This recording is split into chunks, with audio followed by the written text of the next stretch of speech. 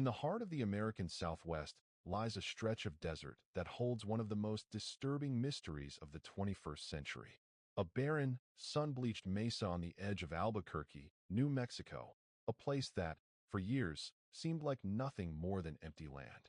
But in February of 2009, that land gave up a secret. A woman walking her dog stumbled upon a human bone. At first, it seemed like an isolated discovery, a tragic accident, or a single unsolved case resurfacing after years of silence. But as investigators arrived and expanded their search, the mesa revealed something far darker. 11 women, all buried in shallow graves.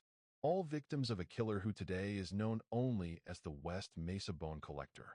The discovery shocked the entire country. The women had disappeared between 2003 and 2005, most of them young, vulnerable, and living on the margins of society. Yet no one, not the police, not their families, not the community, imagined that all their stories would lead to the same desolate patch of land. What followed was one of the largest, most complex serial murder investigations in modern American history. An investigation filled with potential suspects, shadowy figures, cartel rumors, buried evidence, and a chilling question that remains unanswered to this day. Who killed these women? And why did their bodies end up on the West Mesa? Welcome to Case File Number 05, the West Mesa Bone Collector.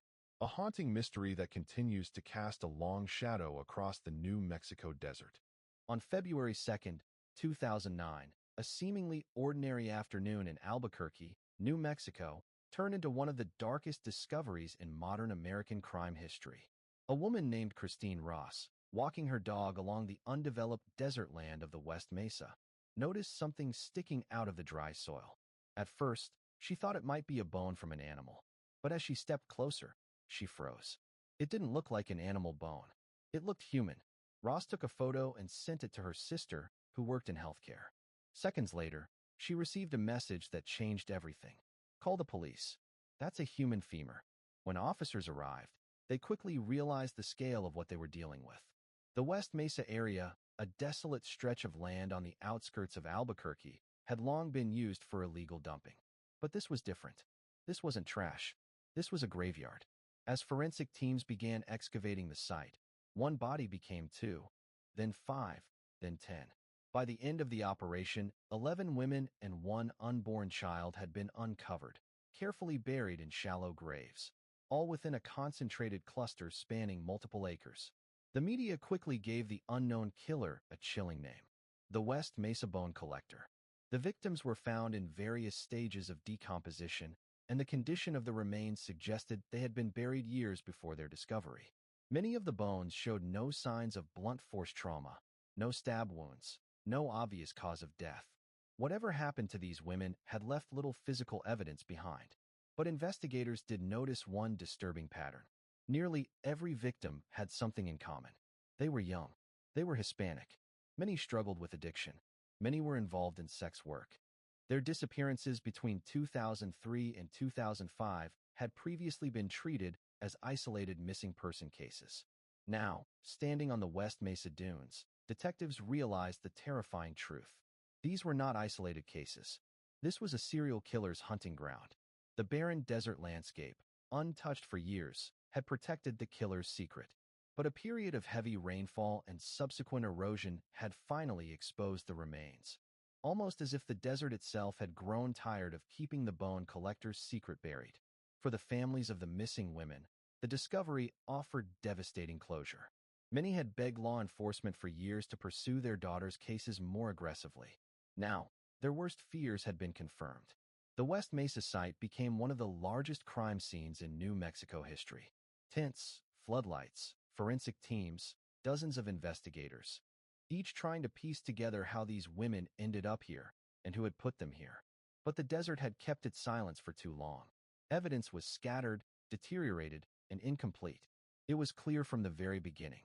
Finding the bodies was only the beginning of the nightmare.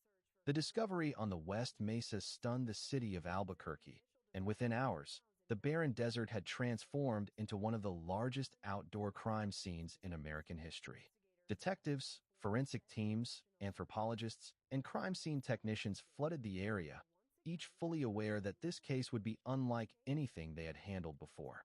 What lay beneath the dry New Mexico soil was not the work of a single moment of violence, but evidence of a systematic pattern, a deliberate, repeated series of disappearances and killings that had gone unnoticed for nearly a decade. As investigators began the slow and meticulous excavation of the burial site, the first priority was identification. Many of the remains were incomplete or heavily deteriorated due to years of exposure to the harsh desert environment. Forensic anthropologists carefully recorded bone positioning, burial depth, and any possible signs of trauma. What emerged was both chilling and revealing. The victims appeared to have been buried in distinct clusters, suggesting the work of a single perpetrator who returned to the site multiple times. At the same time, detectives reviewed missing persons reports from the early 2000s. A disturbing pattern quickly surfaced. Many of the missing women shared similar backgrounds. They were young, often Hispanic, struggling with addiction, living in unstable conditions, or involved in sex work. These vulnerabilities made them easy targets, individuals who could vanish without immediate alarm. This realization gave the killer a grim nickname in local investigative circles, someone who hunted the invisible. Detectives soon developed a timeline. Most of the disappearances occurred between 2001 and 2005. Then something unexpected happened. The disappearances suddenly stopped. There were no new cases that fit the pattern from 2006 onward.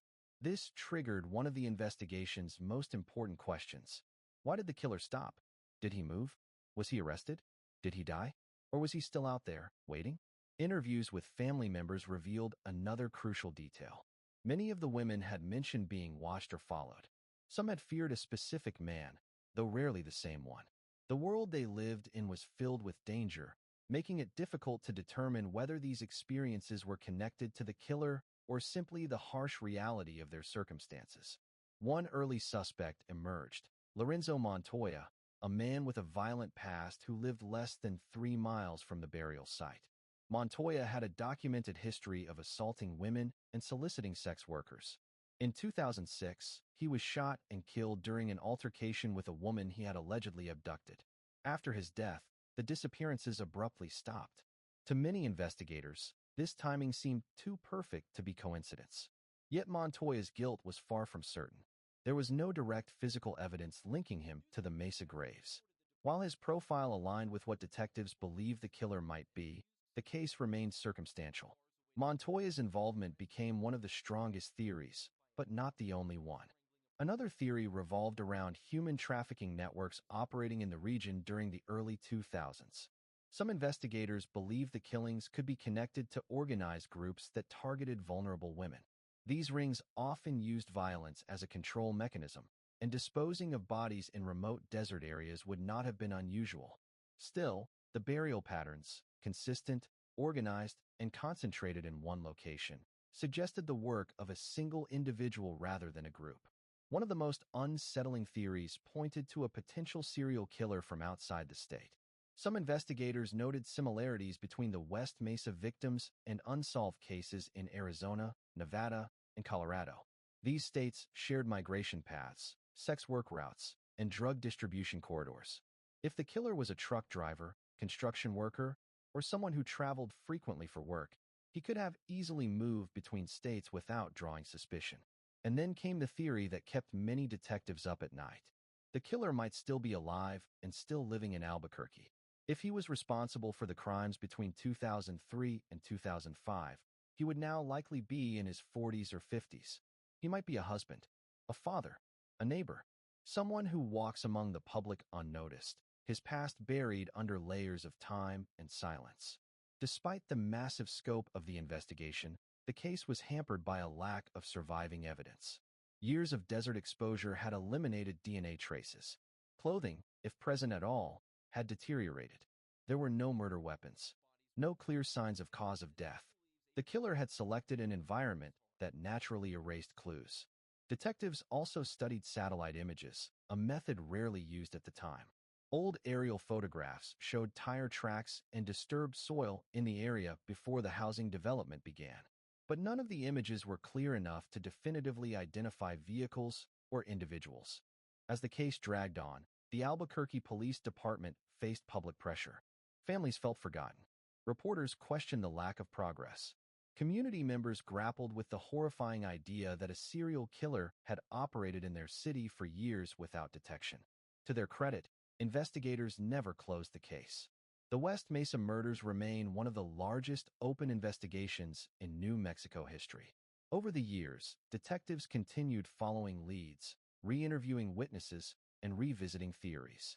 They even worked with FBI profilers, who developed a psychological portrait of the potential killer. A man who felt powerful only when targeting vulnerable women. A man who knew how to avoid police attention. A man capable of patience, planning, and chilling consistency. But despite all efforts, the case remains unsolved. A puzzle missing its most crucial piece. The identity of the person who buried 11 women on the desert outskirts of Albuquerque. The investigation is a haunting reminder that even the largest crime scenes, the most dedicated detectives, and the most advanced forensic tools cannot guarantee closure. Sometimes, the truth remains buried deeper than the bones themselves. The discovery of 11 women buried on the West Mesa did more than launch one of the largest criminal investigations in New Mexico history. It changed the city, it changed the conversation, and it changed how the United States viewed missing women, particularly those who had been overlooked, ignored, or pushed to society's margins. As the story began to spread, local reporters were the first to realize the magnitude of what had been found. At first, the public assumed it was a single crime scene tied to a single moment in time. But it wasn't. This was a burial site spanning multiple years, possibly multiple killers, and most disturbingly, multiple missed opportunities to find the women sooner. The media coverage exploded. News vans lined the perimeter of the mesa. Helicopters circled overhead. Families gathered near the police barricades, hoping for answers about daughters, sisters, and mothers who had disappeared years earlier. Some had begged the police to take their missing persons cases seriously. Many felt ignored. Now the discovery of the remains confirmed what they feared most, that their loved ones had been victims of a predator who operated quietly, confidently, and for far too long. National media outlets, CNN, ABC, NPR, each framed the story in their own way. Some focused on the mystery, some on the brutality, others on the systemic issues that allowed these disappearances to go unnoticed for years. One headline read, "The women no one looked for." Another said, "A desert graveyard and a city's silent failure." But for all the coverage, one question remained unanswered. How did so many women vanish without triggering immediate alarm? Advocacy groups began speaking out, highlighting concerns that the victims, many of whom struggled with addiction, unstable housing, or involvement in sex work, had not received the urgency, attention, or protection they deserved. Some accused the city of social profiling, arguing that missing women from marginalized communities were not treated with the same seriousness as others. The media attention pushed these conversations into the mainstream. Documentaries were produced. Podcasts dedicated entire seasons to the case. True crime forums dissected every detail, every clue, every theory about the identity of the so-called West Mesa Bone Collector. The victims' families, meanwhile, stood at the center of the storm. For years, many held vigils, marched through downtown Albuquerque, and demanded accountability. They wanted more than justice. They wanted recognition, visibility, and systemic change. For the city government, the media pressure forced a public reevaluation of how missing persons cases were handled. New task forces were formed. Protocols were updated. The Albuquerque Police Department increased resources dedicated to tracking missing women and identifying patterns of exploitation. But the media impact didn't stop at policy changes. The mesa itself became a symbol, a reminder of how human lives could disappear in plain sight, how society could fail to protect those most vulnerable, and how an entire community could be haunted by unanswered questions. Even years later, every news report, every new documentary, and every public mention of the case reignited the same question. Who buried the women in the desert, and why hasn't the killer ever been caught? The media attention kept the case alive, and for many, that was the only hope left. That continued visibility would eventually force the truth to surface. To this day, the West Mesa Bone Collector remains a chilling example of how tragedy, media, and public pressure intersect. and how the echo of an unsolved case can continue to shape a city long after the crime has faded from headlines. After years of searching, investigating, interviewing, and hoping, the West Mesa Bone Collector case remains one of the most haunting unsolved mysteries in modern American criminal history. The desert, silent, wide, and unforgiving, has kept its secrets well. The victims, now known collectively as the West Mesa 11, represent not only a tragic chapter in Albuquerque's past, but a reminder of how easily vulnerable lives can be overlooked, forgotten, or dismissed until it is far too late. Despite immense pressure on law enforcement, countless public tips, and several persons of interest, no one has ever been charged.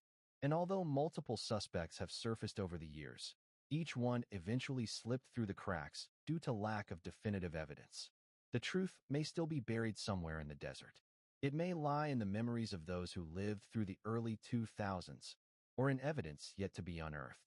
Or perhaps the killer, if he is still alive, remains hidden in plain sight. Today, the West Mesa Memorial stands as a quiet tribute to the victims, women whose stories were cut short, whose struggles were ignored, and whose final resting place was discovered only by chance. The case remains open, the mystery remains unsolved, and the desert of New Mexico still holds its breath, waiting for the day when the truth finally emerges. This is case file number 05, the West Mesa Bone Collector.